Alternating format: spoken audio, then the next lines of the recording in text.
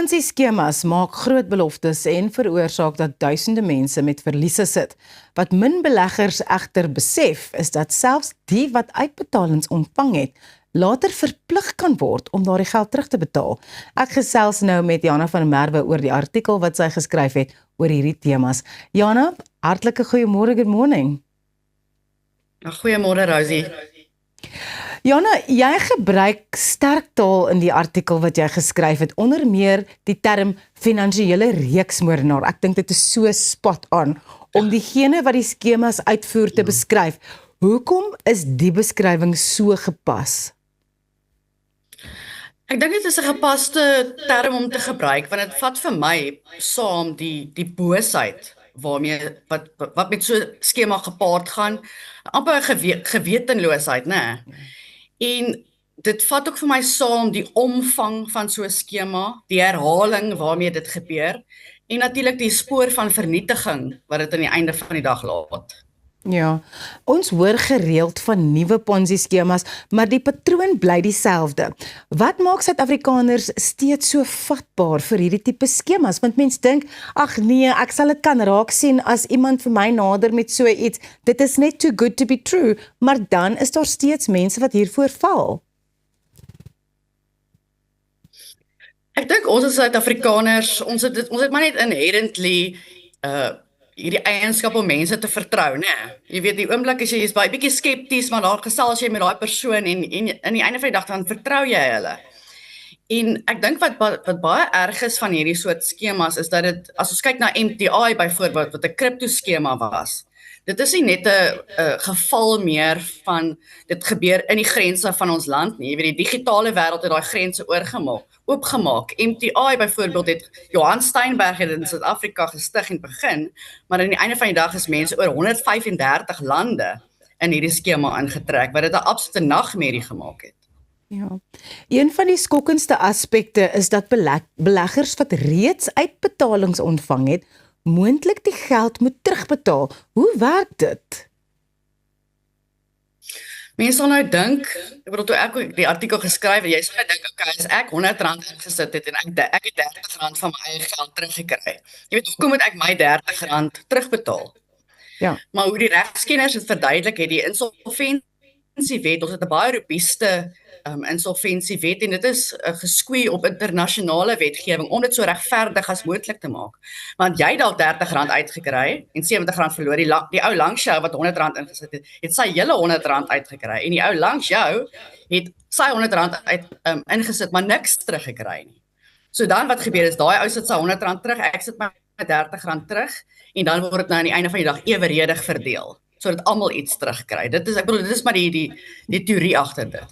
Ja, baie mense sal sê, maar ek was heeltemal onbewus van enige bedrog. Hoekom is goedgelowigheid nie 'n geldige verweer in die hof nie? Want baie van hierdie Ponzi-skemas, it works on that idea of the cult of personality. Die persoon wat hierdie ding ran, hy kan ys aan 'n Eskimo verkoop.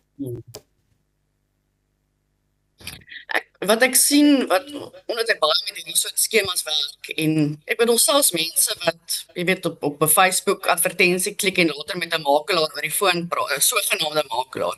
Jy weet, hulle dink hulle huiswerk is om met daai ou te praat en te verstaan wat hy aan hulle verkoop, maar dit is glad nie om jou huiswerk te doen nie. Jy moet daai net baie weier gooi. Jy moet met onafhanklike mense praat om te hoor, jy weet, is hierdie skema 'n legitieme skema? Ja. Kan jy kortliks verduidelik, Jana, hoe die rangorde van krediteure werk? Wie kry eerste uitbetaal wanneer die geld wel teruggevorder word? So, hoe die regskenners het vir my verduidelik het, is daar 3 kategorieë. Jy weet, eerstens kry jy gesekureerde of secured creditors, versekerde creditors. Dit is die bank. Gewoonlik die bank. Ek bedoel, ons weet almal as Absa vir jou geld leen vir 'n motor en dan gaan 'n kontrak aangegaan. Jy weet, daai kar behoort nog aan Absa. So hulle gaan haal dit eerste. So die banke is die versekerde krediteure en dan kry mense die tweede laag van die voorkeur krediteure. Dit is byvoorbeeld SARS, Jan Tax. SARS vat eerste in 'n likwidasie, vat hulle eerste hulle vleis.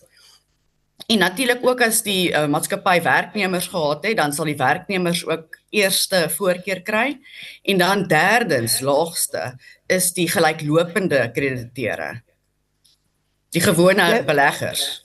Ja, jy verwys ook na die emosionele en sosiale skade wat hierdie skemas veroorsaak. Wat het jy die meeste getref tydens jou navorsing?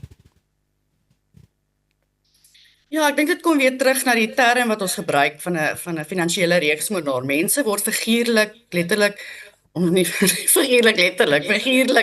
keel afgesny. Want jy finansiële is jy gebreek. Jy het nie meer geld oor nie. So, ja, ekskuus, sit my weer 'n vraagie daar? Dit is regtig iets wat mense soms glad nie van herstel nie. Jana, wat 'n interessante onderwerp en daai artikel is so goed geskryf, soos jy ander skryfwerk. Ek is 'n groot fan. Baie dankie dat jy vanoggend by ons aangesluit het vir Goeiemôre, Good Morning. Dankie vir Rosie. Ja, asseblief, as iets te goed klink om waar te wees, is dit dalk. Dit kan ook gebeur wanneer jy 'n hondjie wil koop. Pieter is volgende. Nou ja, verseker ook 'n berig om verder te gaan lees as jy 'n bietjie meer daarvan wil te hore kom en so aan op Netwerk 24. Baie dankie Jana. In 'n tyd waar jy binne minute op Facebook, Gumtree of ander platforms 'n nuwe troeteldier kan koop, floreer hondjie swendelaars. Die Kennel Union of South Africa waarsku dat goedkoop koop dikwels duurkoop is en dat navorsing en behoorlike kontrole noodsaaklik is voordat jy 'n deposito betaal. Om meer hieroor te gesels, sluit Gerard Robinson van Kusa nou by ons aan. Gerard, hartlike goeiemôre en baie welkom ook hier by ons. Môre Pieter. Sê net gou vir my, hoe groot is die probleem van puppy scams, soos dit ons maar in die volksmond bekend staan tans in Suid-Afrika? Pieter, dis 'n beduidende probleem. Maar dit is ook wêreldwyd die geval. Dit is nie net tot Suid-Afrika beperk nie. Hierdie jy weet veragtelike verneukspille vind maar wêreldwyd plaas. En ek het toe net so 'n bietjie gaan navorsing doen oor die oor hoe erg ons daardeur geraak word en ek sien die syfer word gestel op 15 miljoen rand wat dit die verbruiker gekos het in 2025. Ja, dit is verstommend. Wat sê jy? Dis verstommend. Ja. Wat is die tipiese rooi vla waarna 'n voornemende koper moet oplet wanneer hulle nou aanlyn 'n hondjie soek?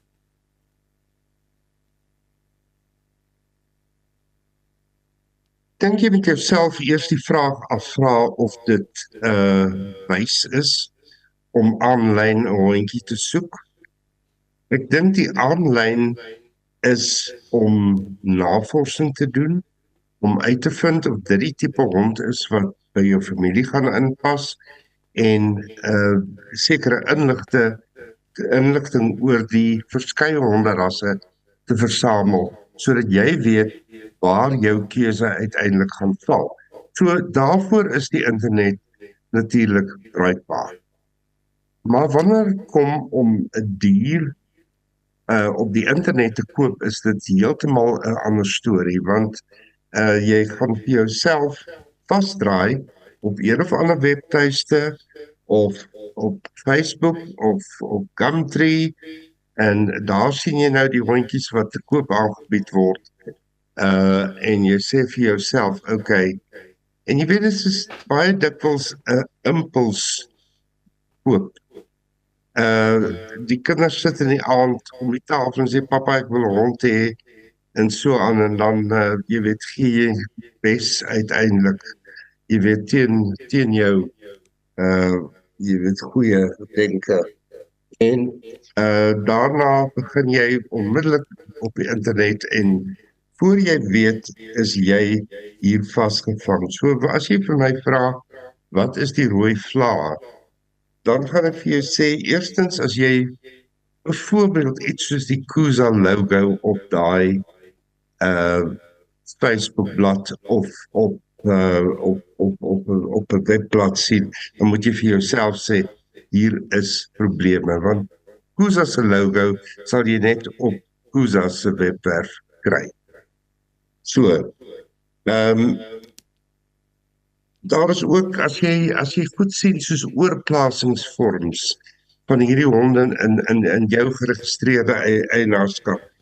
Kuza se vorm sal nooit daar verskyn nie. Jy weet, dit is alles vals goed wat ons al vele voorbeelde van gesien het wat hulle daar het. En dan kan hulle vir jou aanbied enige ras wat jou pas. En sê ons het hier, jy weet, we've got a free supply of dogs of any breed. En dan kan jy nou maar kies, dan moet jy weet hier is groot fout hier. Want niemand kan, jy weet, hierdie klein hondjies van die rak afhaal en sê, jy weet, ons het een. Maar hulle luister vir jou baie, baie sorgvuldig en hulle sien waar jy heen gaan en sê, nee, want ons het hierdie vir jou beskikbaar as jy dit wil hê. Gerard, versekerde onderwerp waarom ons nog lank kan gesels, maar waar sal hy 'n bietjie meer inligting kan kry aangesien die tyd ons vanoggend nou weer 'n bietjie inhaal ongelukkig? Het dit jou ingehaal? Ongelukkig. Waar jy baie goeie inligting kan kry is op die Kuza webwerf, is daar 'n reg op die voorblad, is daar 'n baie volledige artikel oor hondjie swindelary, as jy dit so wil stel. Baie dankie Gerard en ons gesels spoedig weer.